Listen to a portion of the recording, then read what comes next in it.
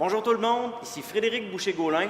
Pour ma première chronique à Question Auto, j'ai décidé de me gâter, puis je vous gâte aussi, en vous faisant passer 5 minutes avec la Dodge Challenger RT Shaker 2017 qui m'a été gracieusement prêtée par l'ami Honda à Rouyn-Noranda.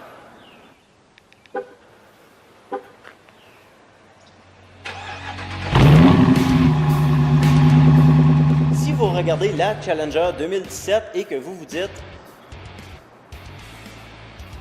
« Coudonc, c'est moi ou Chrysler, là, fait 10 ans qu'ils nous le vendent, ce char-là, puis ils n'ont rien changé dessus. » Ben, vous n'avez pas entièrement tort. Cette voiture-là, c'est essentiellement la même qui a été lancée pour la première fois en 2008. Oui, il y a quelques petits changements cosmétiques. Par exemple, les grilles ont été changées, les feux arrière sont nouveaux, les feux avant, et l'intérieur a été complètement revu. Mais, sensiblement, c'est la même voiture qui repose sur la plateforme LX. Plateforme qu'elle partage avec la Charger, la Challenger, l'ancienne Dodge Magnum et la Chrysler 300. Oh! Pendant que je suis là, je vais prendre un petit 30 secondes et je vais démystifier un mythe que les mauvaises langues aiment bien raconter sur Chrysler. Non, la plateforme LX, c'est pas un restant de Mercedes.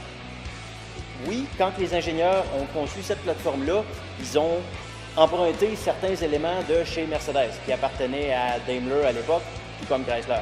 Donc, la suspension avant, ça provient d'une classe S. La suspension arrière, ça provient de la classe E. Il y a certains éléments dans le filage, il y a certains sensors, mais la plateforme LX, c'est la plateforme qui est propre à Chrysler.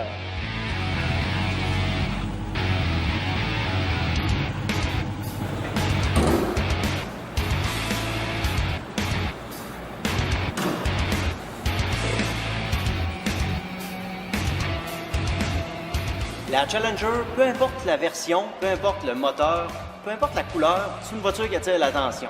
Durant mon essai de cette voiture-là, il y a plusieurs gens qui sont venus me voir pour me poser des questions. Il y a deux questions qui reviennent assez souvent. Hey, Mr. Shore-là, ça se marche-tu un peu, ça? Hein? Et... Ouais, hey, le shaker qui dépasse, c'est bien beau, mais ça aurait pas. Pour répondre à la première question, et pour la question numéro 2, je vais vous l'expliquer ici. Qu'est-ce qui différencie la Challenger RT Shaker de la RT ordinaire? Ben, comme le nom l'indique, en fait, c'est le shaker. Le shaker, qu'est-ce que c'est? C'est une admission d'air qui, en théorie, vient prendre de l'air froid par-dessus le capot pour alimenter le moteur. Le bénéfice de ça, c'est que de l'air froid, il y a plus d'atomes d'oxygène dedans que de l'air chaud, et donc plus d'oxygène qui va dans le moteur. On peut mélanger avec plus d'essence, plus d'explosion, donc plus de performance, en théorie. En pratique, si vous remarquez, le shaker moderne, oui, il y a de l'air qui va se prendre ici, mais il y a aussi beaucoup d'air qui vient se prendre ici, à l'endroit habituel du filtre. Et donc, l'air qui arrive ici provient aussi de sous l'aile, comme le Challenger ordinaire ou n'importe quelle voiture. Donc, est-ce qu'il y a réellement un gain de puissance pour le shaker? Pas vraiment.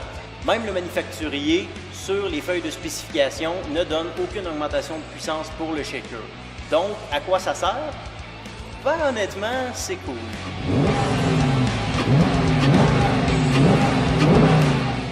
Je termine avec une anecdote intéressante. Si vous avez une Challenger, que vous faites de la mécanique et que soudainement vous avez soif, les ingénieurs ont prévu le coup. Vous voyez comment les trous ici, c'est juste bien placé pour un breuvage? C'est bien fait, pareil.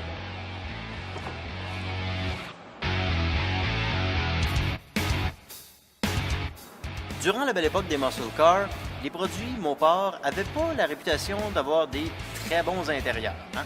C'est une réputation qui les a d'ailleurs suivis jusqu'au milieu des années 2000 environ. Par contre, dans les modèles les plus récents comme ce Challenger, spécialement dans les versions un petit peu plus équipées, c'est chose du passé. La planche de bord, les matériaux de la planche de bord, sont de très bonne qualité. L'instrumentation est à la fois chic et moderne. Il y a des beaux plastiques, il y a du cuir sur le volant qui fait pas cheap du tout. Même chose pour les sièges. Vous voyez, les sièges ici sont rouges, c'est dynamique, c'est beau. Si vous êtes genre à aimer les gadgets, vous allez adorer une partie en particulier de ce système d'infodivertissement-là. Sous l'onglet Appli ici, il y a ce qu'on appelle les Performance Pages.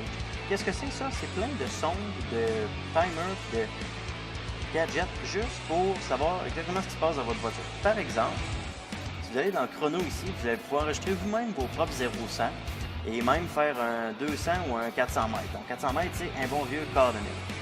Vous avez des jauges, comme par exemple ici, température de l'huile, température du liquide de refroidissement, pression d'huile. L'attrait d'une voiture comme la Challenger, c'est qu'elle marie un style classique avec des technologies modernes. Avec la RT Shaker, vous allez pouvoir revivre la belle époque des muscle cars, même si vous étiez pas né dans les années 70.